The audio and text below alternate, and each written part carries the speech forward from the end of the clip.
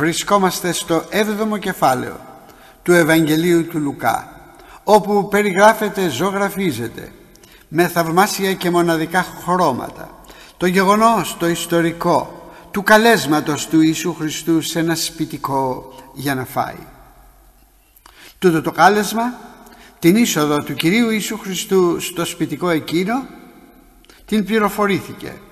Το γεγονός το έμαθε μια αμαρτωλή γυναίκα και απρόσκλητη, περιφρονώντας μια ακόμα φορά την ντροπή στη ζωή της. Θαρετά άπλωσε το χέρι, άνοιξε την πετούγια, έσπρωξε και μπήκε μέσα, εκεί ακριβώς που τρώγανε, εκεί που ήταν ο Ιησούς, εκεί που βρισκόταν το πρόσωπο που έψαχνε, που γύρευε, που ζητούσε, που είχε ανάγκη. Στα χέρια της κρατούσε λοιπόν ένα βαζάκι, αν θέλετε ένα μπουκαλάκι, ένα δοχείο αλαβάστρινο, κομμάτι από μάρμαρο που το χτύπαγαν με τέχνη, με προσοχή φυσικά, και το κάνανε μπουκάλι σκαβοντάς το εσωτερικά. Όσο πιο λεπτό ήταν, όσο πιο περισσότερο το μπουκάλι αυτό μπορούσε να φεγγίζει από τη μια στην άλλη την πλευρά, τόσο πιο πολύτιμο και αξίας ήταν. Και δεν ήταν μόνο η αξία του αλάβαστρου, αλλά και η μεγάλη αξία του περιεχομένου. Το περιεχόμενο ήταν μύρο. Ήρθε μια αμαρτωλή γυναίκα κρατώντας κάποια αξία, κάποιες αξίες αν θα ήθελες, για να τις δώσει, για να τις προσφέρει, για να τις απειθώσει στα πόδια του Κυρίου, για να λείψει με το μύρο τα πόδια του Κυρίου. Ό,τι έχεις και ό,τι έχω, τα πολλά που έχεις, τα λίγα που διαθέτω, ποτέ δεν σκεφτήκαμε πως ανήκουν στον Ιησού Χριστό. Στην ίδια οικογένεια είσαστε δύο παιδιά, εσύ έμαθες, ο άλλος δεν έμαθε, και στο σχολείο μεγαλώσατε με μια διπλανή κοπελίτσα, στο ίδιο θρανείο, και εκείνη δεν είχε ποτέ και εσύ έχεις. Το σκέφτηκες? Ρώτησες γιατί? Και κάτι περισσότερο, πήρες ποτέ την απόκριση, την ορθή, τη σωστή, τη μια, την αληθινή απόκριση από τα χείλη εκείνου του Κυρίου του Ιησού Χριστού?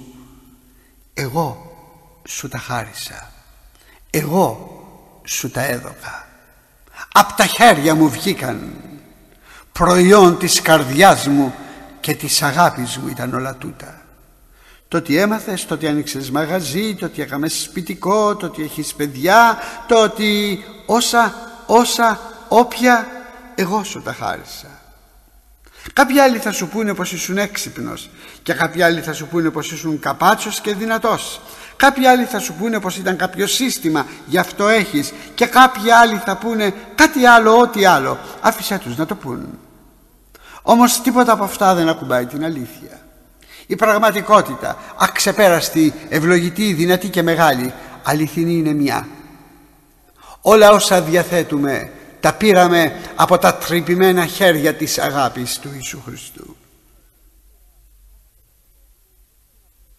Ρώτησες ποτέ εκείνα που ξέρεις, όσα ξέρεις, τις δυνάμεις που έχεις, τις όποιες, τις όσες, μικρές ή πιο μεγάλες, αν θα έπρεπε να τις επιστρέψεις στη δόξα του Ιησού Χριστού?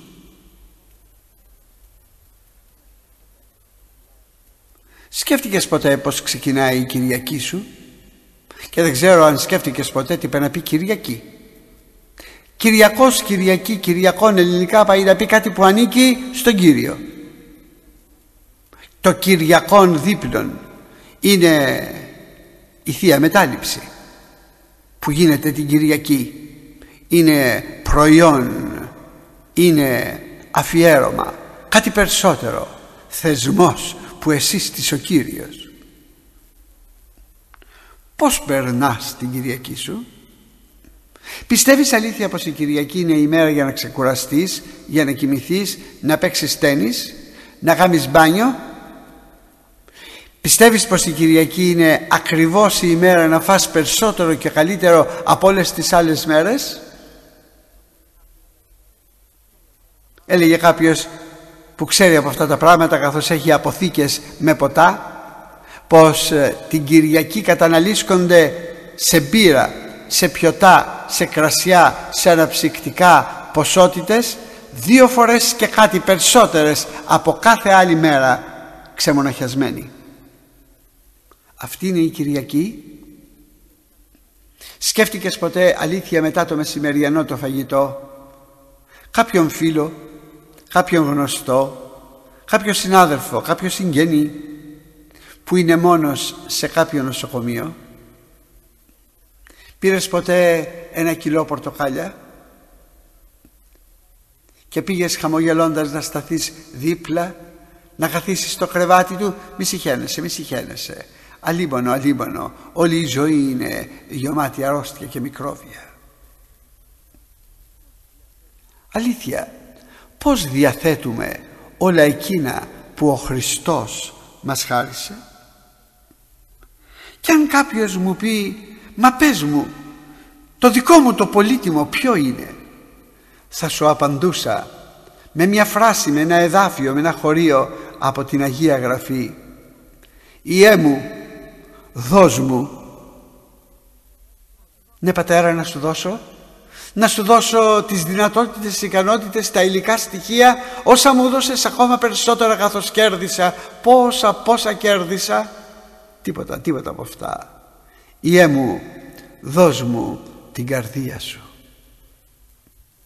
Το πολύτιμο που έχουμε είναι η καρδιά μας, και ο Θεός ζητάει να του δώσουμε την καρδιά μας, και τη ζητάει όχι για να την εκμεταλλευτεί, όχι για κάποιο λόγο που είναι μπορετό και δυνατό να περάσει από τον ανθρώπινο νου ή την ανθρώπινη φαντασία. Τίποτα από αυτά. Θέλει να μας κάνει ευτυχισμένους, θέλει να μας πλημμυρίσει με ειρήνη, θέλει να μας γιομίσει από την αίσθηση της παρουσίας Του. Το πολύτιμό μας είναι η καρδιά μας, είναι η ζωή μας η ίδια, και αυτή η ζωή δεν θα γίνει ποτέ ειρηνεμένη, δεν θα γίνει ποτέ ευτυχισμένη, τούτη η ζωή ποτέ δεν θα γιομίσει εάν δεν επιστραφεί, εάν δεν ξαναδοθεί, εάν δεν ακουμπήσει στα πόδια του Ιησού Χριστού. Μια Σαμαρίτισσα, κάποιο μεσημέρι, καθώς ο Ιησούς κουρασμένος κάθισε έτσι στο πεζούλι ενός πηγαδιού, καθώς μίλησε μαζί του, καθώς εκείνος της αποκάλυψε μοναδικές, υπερκόσμιες, πραγματικές διιστορικές αλήθειες, εκείνη έφυγε, ξαναγύρισε στο χωριό της για να μιλήσει, για να πει, να διακηρύξει, να μαρτυρήσει, να κηρύξει ότι βρήκε εκείνον τον Μεσσιάχ, τον αναμενόμενο. Και αν με ρωτήσεις, και το σταμνί της, η απόκριση συνόμορφη και η σκηνή ευλογημένη, παραδείσια. Άφησε το σταμνί της στα πόδια του Ιησού Χριστού. Ελάτε να αφήσουμε το αλάβαστρο με το μύρο μας, το μύρο που το δώσαμε δεν ξέρω πού και το σπαταλήσαμε δεν ξέρω πώς, την ίδια μας τη ζωή και την ίδια μας την καρδιά, και τη χαρίσαμε σε ένα κόσμο αγνώμονα, σε ένα κόσμο που δεν αποκρίθηκε στην αγάπη της, σε έναν κόσμο που έμεινε ξένος στέλια στους παλμούς και τις επιποθήσεις, τα όνειρα και τα δάκρυά της.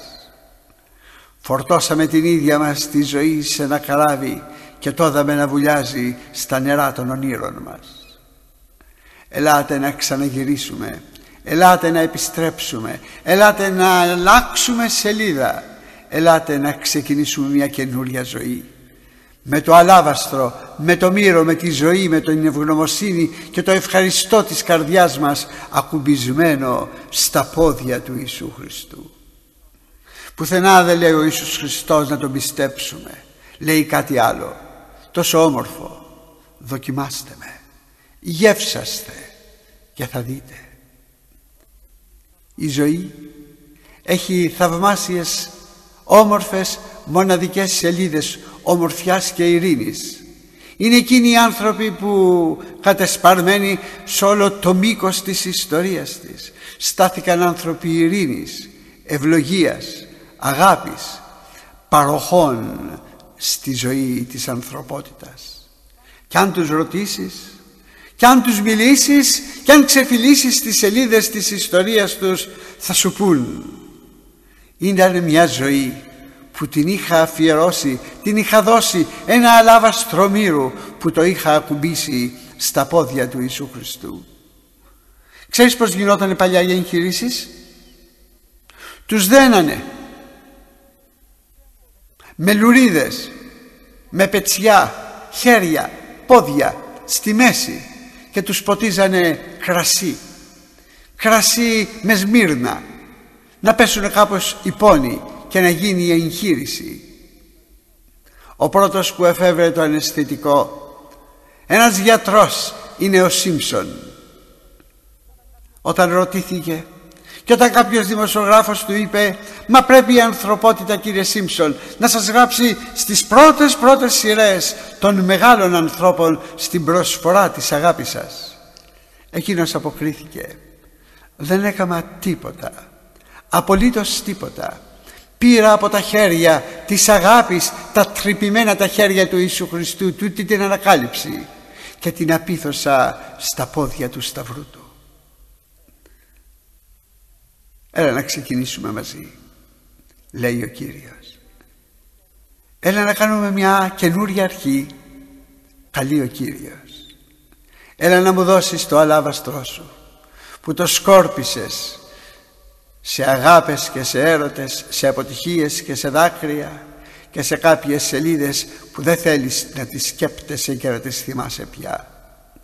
Δώσ' μου το αλαβαστρό σου να το γιομίσω με ένα καινούριο, ένα δυνατό άρωμα, το άρωμα της σωτηρίας, το άρωμα της καθαρής ζωής, το άρωμα της διακονίας για το Ευαγγέλιο της δόξας.